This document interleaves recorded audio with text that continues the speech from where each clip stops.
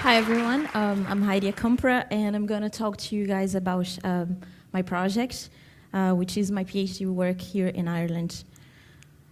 So what I'm going to talk about is using seabirds as a monitoring tool for marine litter in Ireland. And first I'm going to talk just about the impact of marine litter, since we have talked about marine litter a lot. And one of the main impacts is entanglement. So animals can become entangled in litter and they can die just because they are trapped and they can't search for food, or just because they are severely injured. Another impact is the ingestion of debris.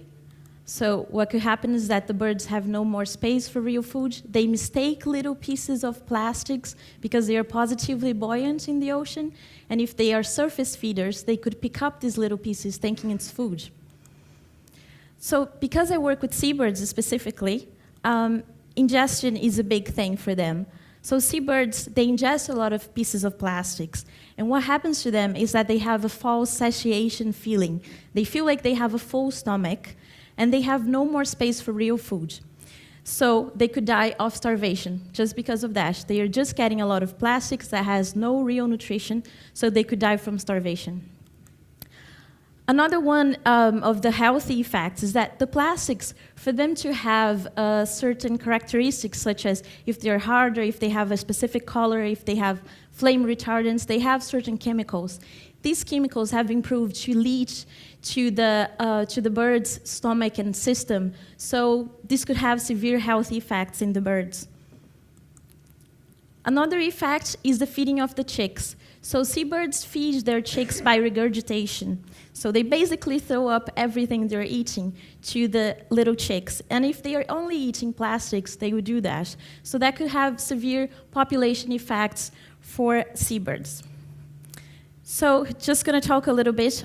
Obviously, Richard has talked much better about this. But there's two little pieces of legislation that Ireland needs to worry about.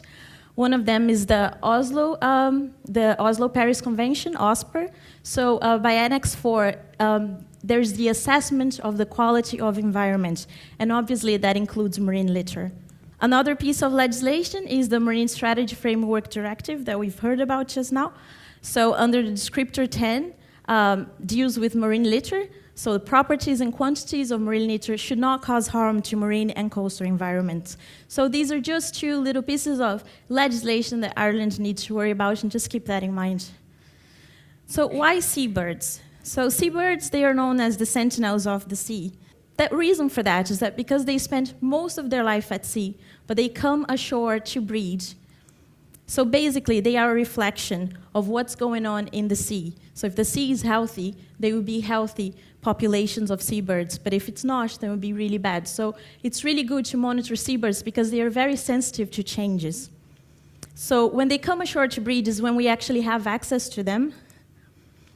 And their feeding strategies might overlap with the position of debris. So like I said, plastics are buoyant normally, most of them, unless they're colonized by other little organisms, then they could sink.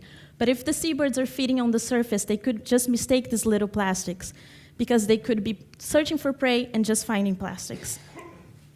So I'm going to talk a little bit about a certain species, the Fulmar. So the northern Fulmar has been reported to have the highest ingestion of plastics of all species. So this is a species of seabirds that is very abundant in the North Atlantic.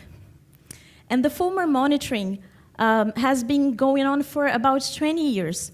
So what they've been doing is that they've been using this species, looking at the ingestion of plastics so they could know if the ocean is healthy or not. So it's a tested and approved protocol, and it has been adopted by these two pieces of legislation I just talked about. But they have established a target. So the target is that less than 10% of the Fulmars could have more than 0.1 grams of plastics in their stomachs. Currently in the Netherlands, where the project started, at least 52% of the Fulmars exceed this threshold. So I'm going to talk a little about the projects that I started here in Ireland as a part of my PhD project. So we started the Republic of Ireland Beach Bird Survey. And what this consists of is basically volunteers, so the general public and institutions such as Clean Coast, And what we're trying to see is that if the Fulmar monitoring is actually feasible in Ireland. So can we do that here? Is it going to be successful? Because each country varies. We could have species that would be more suitable. So we're looking into that at the moment. So we're looking at all the species of seabirds to see if there's any species that will be more proper for Ireland. So how does this work? Basically, we did a collection of carcasses. So we work with beached birds, as the Republic of Ireland Beached Bird Survey says. So what we do is that if you were coming across a carcass of a seabird because you're walking your dog on the beach or you're doing your daily walk, then you would report that. And we collect these carcasses. And we are going to do necropsies. We're going to dissect the bird, check for health status. So I'm going to score each organ if I can infer the cause of death. And then we're going to investigate if that bird has ingested litter, if it has died from it. So what we do is that after we check everything, we just take out the digestive system, just take out the stomach, have a look at all the solid contents. And then we can come up with data that will be comparable to other countries, such as the countries in the North Sea, for example. So, for example, this picture is actually the contents of a Fulmar that was found in Dogs Bay in Connemara. So all this plastics was actually inside the stomach of this one single bird. As you can see, it's a lot for a small stomach, and it's a lot of sharp pieces that could be perforating the stomach and cause ulcers, for example. So you could see that this bird had no space whatsoever for real food. So basically, in the project so far, I've been having really good results from volunteers. Lots of people are finding out about it and volunteering to walk the beaches frequently and then come up with the birds that they find. I go and pick them up wherever they are. And so far, I've had all these species, as you can see, some of them more frequent than others, but we're looking at all of them. Basically, I've had 60 birds collected that have been dissected. I still have a few more in the freezer, and I just got one from a volunteer here in the talk. Thank you. Might smell where I'm sitting, might be a little bit smelly. So 14 different species so far. And 24% of these birds had ingested plastics from 6 different species. So we can see that it's not only the Fulmars that are ingesting. And all of these birds, at least 43% of them had exceeded this threshold of 0.1 grams of plastics that would be allowed to have in their stomachs.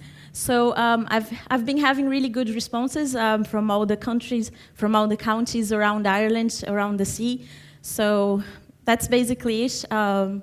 From all the birds that I've sampled, the Fulmars are really the ones that are ingesting more plastics.